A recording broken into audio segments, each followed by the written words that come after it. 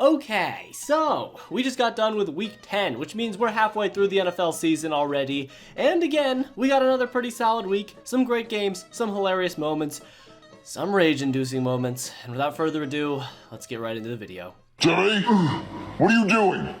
I'm digging in my butt, Dad. For those of you poor souls that didn't tune in to the greatest stream to ever be strummed, that scientifically has been proven to make you 50% more attractive and wealthier, well then I'm sorry, but you missed out on a eulogy. Not quite a funeral, that happened off stream, but it was a eulogy. You know how much I'd love to sit here and be sarcastic, but I thoroughly did not enjoy this game. Sweet mercy, that game was beyond boring. I mean, I whipped out the fucking Pokemon Showdown in the second quarter. You know what? Fuck it. Y'all don't even need the analysis from this game. Bo Nix blew horse dick. That happened all game, but Gino, take a seat. Take a goddamn seat! Eugene Cyril Smith III, why have you done this to me? I'm not saying you gave me hope, but early on I had some hope, to some extent, that I'd watch quarterback play better than Desmond fucking Ridder, but very quickly even my bleakest of dreams were cryogenically frozen and promptly shattered with a fucking mallet. The dude can't throw the ball straight to any target in front of him. He has no grip on the fucking brain-dead offense we're running in the first place. He can't beat cover one. He can't wipe his own chocolate starfish. He has zero field recognition on the move. He has zero pocket mobility, and I'm just done with everything. Remember when he flipped off the fans before the season? I don't. And next year, I just want a culture. I want to root for something, but we have nothing outside of Genty and Bowers, and we're gonna ruin them both too. It's just, again, I feel like I say the same shit every week. I'd say that I'm just over this shit, but I'm not. I'm used to it. It's just another week. Like, I frankly don't give a singular shit anymore, so it's just the same old joke every week.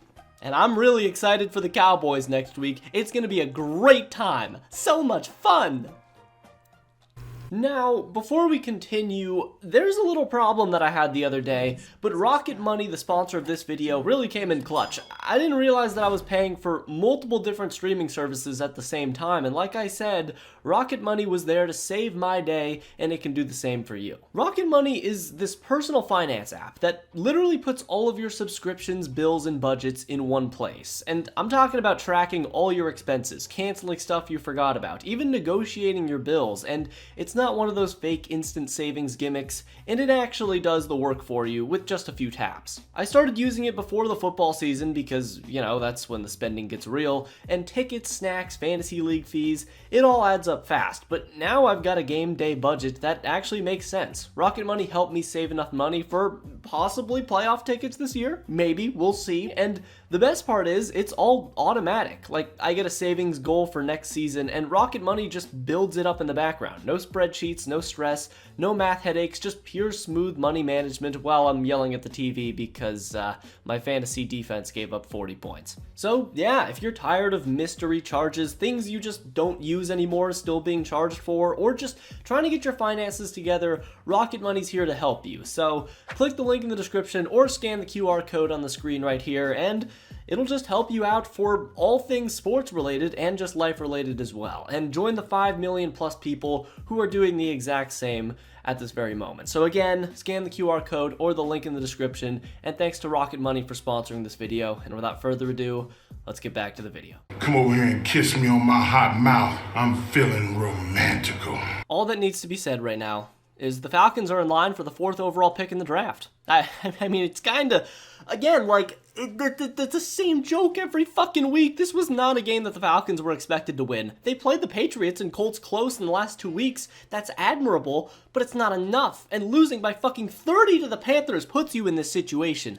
The coaching malpractice that got you here continues to plague them, and it's not changing until the cancer is removed at its fucking source. Drake London's yelling about the play calling in the locker room, saying, "I just run the routes I'm given." Tyler Allgeier's liking posts saying, "Fire Zach Robinson," and it's just sad. This defense has legitimately been great. That's been the most surprising part of the season for them. Their defense wasn't projected to be anywhere this good. And if you'd think that the defense was good, that of course the offense is good, so the Falcons would be great. But no, this team is terrible. But it's too late to salvage the season. I'm sorry, Atlanta, but Michael Penix will never be a superstar. He just won't. He doesn't have that dog in him. But The Falcons kept this game close to the end, and I thought they had it won too, but Daniel Jones battled, and he was great in the second half, or at least the last couple of minutes of the fourth quarter. He was blitzed a ton, had a drive where he fumbled twice in the same possession, but again, he fought back. Bloodied and battered, Jones went down the field, forced overtime, and then threw a dime to Warren to set up Jonathan Taylor, who casually had 250 yards and 3 touchdowns. So, I don't know, man. I mean, at this point, Jonathan Taylor might just be the MVP favorite. It's going to take a year like this, where it's a weak MVP regardless for a running back to win it, but honestly, he's got a great shot. Better than, like, Saquon even last year, even though he hasn't been as good. But given how weak the MVP is so far, could just be Jonathan Taylor's award if he keeps this up.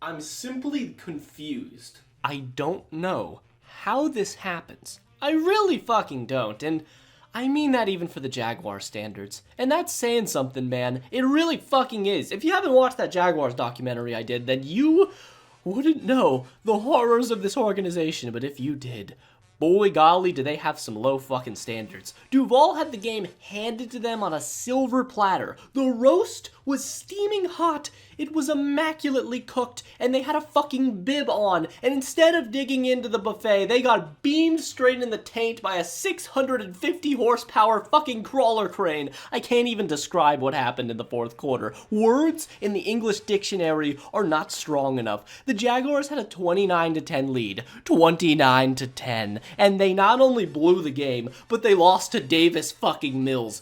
Everything went for, you know what, I need to say it again. They lost to Davis Mills. Excuse me. Everything went well for them for 3 quarters, and then they just quit. They gave up. The defense was getting torched. They couldn't stop a thing, and it happened again.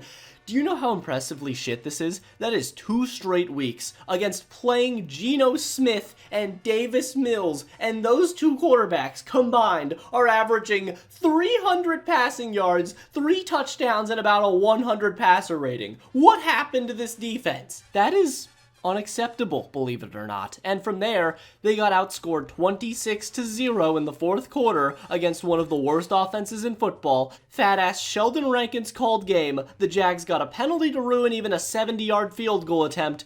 And that's it. That's the season. There's your year right there. I was waiting for the Jaguars collapse to happen. I mean, I thought it would happen versus us. Almost happened. The Niners game was pretty close to being a fucking meltdown, but no, it happened now, which is good. I was getting worried that the Jaguars were changing a culture, but luckily Liam Cohen sees the bigger picture.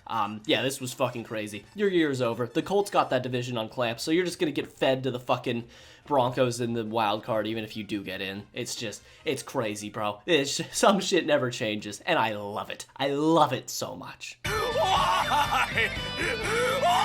All my eyes went to this game, because this was, again, I mean, I know this is like every Ravens game, but this was a must-win game for both teams. Like I said before, part of what makes the Ravens so dangerous right now is that they're already in playoff mode, and they're getting healthy, and even scarier. Their defense looked pretty good in this game. I think maybe it's that, or J.J. McCarthy, and the Vikings offense is not very good. I mean, McCarthy didn't look horrendous. He had 2 arm punts in this one, but I don't know, man. The Ravens just did enough. They held up when they needed to and completely took Justin Jefferson out of the game. And that turns out to be the key to beating the Vikings. Marlowe shadowed him a lot, and by like target number 10, Justin Jefferson's body language was just kind of off, and it takes a lot to throw him off his game. And the Ravens ran away with this one. Minnesota's defense was good too, but with Jefferson neutralized and 8 false starts at home, like what the fuck? Yeah, it's hard to have a chance versus a team that's just better than you as well. So it's the same shit every week, right? I mean, the Ravens are getting better. The Steelers keep losing. They might have this division, like, leading in, like, 2 or 3 weeks already, instead of this being, like, a final week clash with Pittsburgh. But they're good, man. The Ravens are still good. Don't worry about that. And for Minnesota, I think it's kind of over. This is just going to have to be a developmental year, because with the Bears good, too, of course the Packers and the Lions are going to be playoff teams. There's no way you're making the playoffs. So just focus on McCarthy's development and retool for next year. It's a shame, though, because they're wasting a good defense. Just wait till I blow up! Buffalo, why? I don't get it. I mean, watch the Bills-Chiefs game and then watch what they did here. It's like they just decided to not try compared to the Chiefs game. And I mean that. Compared to the Chiefs game, objectively, they had zero discipline in this one. Allen had 2 turnovers. James Cook fumbled. And what's scariest for Buffalo is Miami and Tua didn't even look that good. Buffalo just kicked their own asses for 4 quarters and let A-Chain just outrun them, I guess. And again, this was versus Miami, a bad team that didn't even play that well. A team they've beaten 7 times in a row, and in the Josh Allen era, they have averaged 32 points per game versus them. But in this one, they were shut out in the 4th quarter. It's just, this was a fucking putrid performance, bro. I don't know what else to say. Like, you can't really just excuse shit like this. Teams don't lose games like this and then, I don't know, have a Super Bowl contention view in the future. It's just hard to drop games like this and then see them as Super Bowl champions. You were number 1 in power rankings and that shit is plummeting right now. They're really gonna lose to the Chiefs in January again, aren't they? Looking at my bitch, I bet she give your ass a bone. Looking at my wrist. Well, this was just a solid game between 2 good teams. Nothing much needs to be said. Baker Mayfield looked better right away, which is good because he was just cratering the last 2 weeks, and I thought for surely this was going to be a shootout. And it was close to that, but not all the way there, because the Patriots defense has just improved week by week, and although they weren't perfect in this one, they remain a top unit that brings a ton of pressure and steals a few possessions every game, and with Drake May at quarterback, boy golly, that's just enough sometimes. It's Jover though. The Drake May 100 passer rating streak is no more, but he wasn't bad in this one by any means, but that's just who he is. He doesn't have that Lamar Jackson perfect passer rating ceiling, probably because of Josh McDaniels, but he also isn't going to just completely bottom out, and that's also probably why he won't win the MVP. But yeah, besides a terrible red zone pick, May did pretty damn well. The Diggs touchdown was key, and the Patriots just outlasted Tampa on the road in bad weather conditions, so that's just an impressive win when you can do that. And that is now 7 wins in a row for the Patriots. This team is for real. And with the Bills losing, the division is really looking like theirs. Ben Johnson, I fucking hate you so much. This is not okay. Stop. Stop being a good coach. Why do you have to do this to me?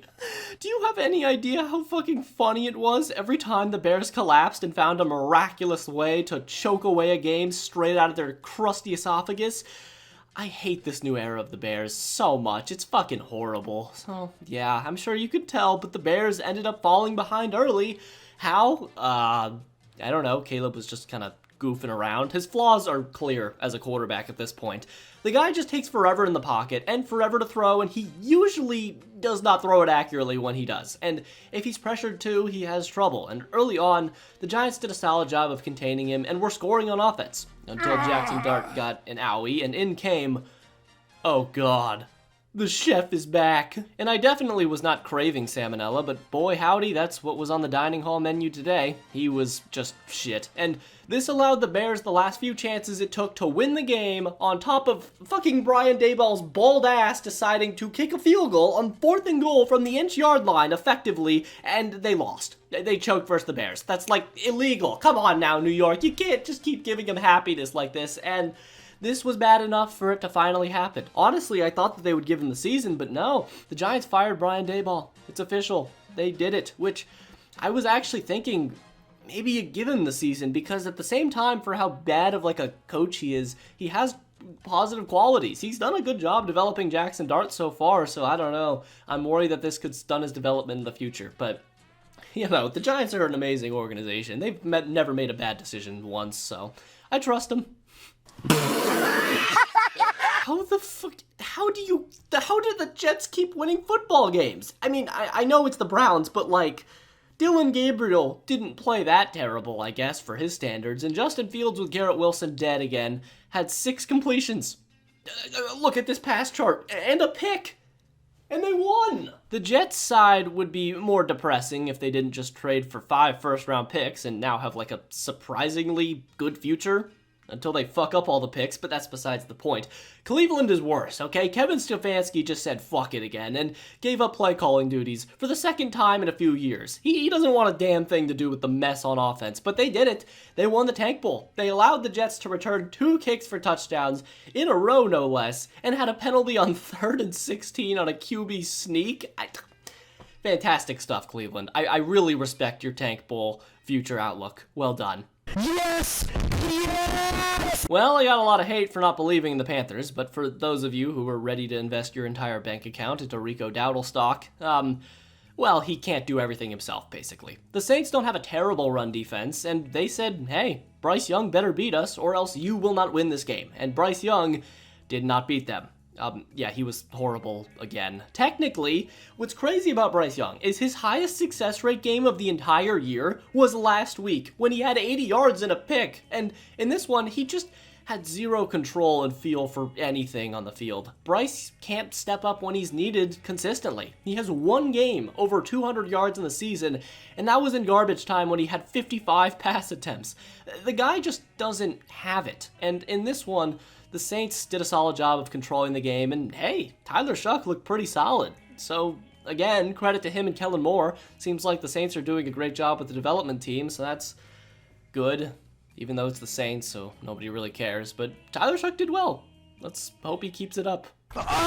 Well, another week, another Seattle absolute beatdown, to the point where I don't have any analysis from this game. Other than Sam Darnold was, like, shockingly not very good in this one. I mean, he does enough. He throws an amazing deep ball, but it kind of happened again last week where, if you remember last week, he started the first half on a historic tear and then, threw a pick and kind of just played backseat. But in this one, he was sort of keeping the Cardinals not in it, but relatively there. But yeah, this one wasn't close at all. The Seahawks just dismantled the bottom 5 team in the league, and the division is all but them and the Rams, I think. Yes, sir. Yes, sir. The Rams looked like they were just going to pull off elder abuse early on. It was 21-0, the Niners season looked over, but what was crazy all day long is that the Rams defense just put up their worst performance of the fucking season. They got lucky as hell. The Niners fumbled, they had a 4th down, failed early on in the game, and they just could not stop Mac Jones all day. Mac Jones played an amazing game, again, and the Rams had like 0 pressures all day, and they didn't adjust one bit from the Thursday night game where they got picked apart. No adjustments. The Niners just did whatever they wanted. They ran like 115 in-breaking routes and nothing else. Kyle Shanahan was just like, okay, you're not going to change your plan? Well, fuck it. I'm going to do it again, because it worked last time, and it worked again. But this time, Matthew Stafford was just on a heater. He is on a full-on heater, too. Like, this is NFL history he's making. That is 3 straight games with 4+ touchdowns, and he is firmly in the MVP race, too. In, like, potentially his last season in the NFL. It's insane. This is Hall of Fame level shit, and the Rams prove that they are a top 5 team in the league on Sunday. Or at least I hope they are, because God, what the fuck happened to the defense? But a win is a win, and the Niners are going to face an uphill battle to win the division, but they'll still make the playoffs because the NFC is just, not good. And we got another demolition game where I don't really need to say anything. I mean, there were Jared Goff chants in the first quarter in the Commander Stadium. The Lions needed a game like this to get back on track, and they did. Don't forget, this is still the Lions offense. They have way too many pieces to be bad, and versus an injured Commanders team, yeah, this was never a contest. Just an utter demolition. Yep. And we cap off a 4th straight blowout game with the Steelers and the Chargers on Sunday Night Football. That is 2 straight Sunday night games, which were just garbage and peak nap fodder for sure. Yeah, the Chargers looked pretty good, I think, but this was just the worst game Aaron Rodgers had played in so long. He looked terrible out there. The amount of overthrows and airmailed passes was just uncharacteristic for him, even at his age right now. The Steelers' offense has a lot to work on. Will they fix any of it? Probably the fuck not, but this was a good win for the Chargers. Like, massive for the wild card potentially down the future, assuming the Broncos win the division. But the Chargers are still right there, and if they get healthier, which they won't, who knows? Who knows? But yeah, good win. Just please give me more entertainment on Sunday night in the future, NFL. Please. Okay, I'm out of Packers stock. That's the last of it. I'm done. I'm done. Their offense just did not show up for the entire game. There's nothing more that needs to be said. I know the Eagles defense did well. I know the Packers defense also did well, but I don't care. I mean, you can't play an entire full game where your quarterback does not show up versus an elite defense. It just can't happen. It can't happen now. It can't happen in January. So I'm out. I'm done with the Packers. That's it. I had faith in them. I was your #1 fan, and you hurt me like that. You don't get a reward. It was just a pitiful game, a boring game, to be honest with you, for the entirety of it. I was expecting something great, but instead I got punched in the face. So thank you, Green Bay, and thank you, Philadelphia, for participating in whatever the hell that was. But before we continue, you know what time it is. It's time for the TubFrog Discord Awards, where I turn to you, the people, to see what you thought were the best and worst plays and players from Week 10. And without further ado, let's begin, because I asked what you thought the best play was from Week 10, and it easily went to Jonathan Taylor's 83-yard touchdown run, which was great, but to be fair, there wasn't much competition this week. It was a lot of lower stake plays. And then I asked what the worst play was from Week 10, and it went to Bo Nix just hawking it across his body to literally nobody. I thought that was a pretty great play, but I may be slightly biased. And then I asked what the best game was from Week 10, and Raiders, Broncos, and Eagles, Packers were snubbed. It ended up going to Colts, Falcons. Kind of shocking to me, honestly. I mean, well, Texans, Jags was probably most entertaining, but it was really just one quarter, so I get it. And then I asked who the best player was from Week 10, and it easily went to Jonathan Taylor. Dude might just straight up win the MVP, so very fair there. And then I asked who the worst player was from Week 10, and it was a little bit more up in the air, but it ended up going to Geno Smith. Again, the champion continues to steal these awards. And then I asked who the best team was from Week 10, and it ended up going to the New England Patriots? I mean, I guess, maybe, I don't know. The Dolphins kicked the crap out of the Bills, and they're not even close to getting enough votes, but whatever. And then I asked who the worst team was from Week 10, and okay, it went to the Packers. Guys, the Bills lost to the Dolphins by 20. What are we doing here? What the Packers barely, whatever.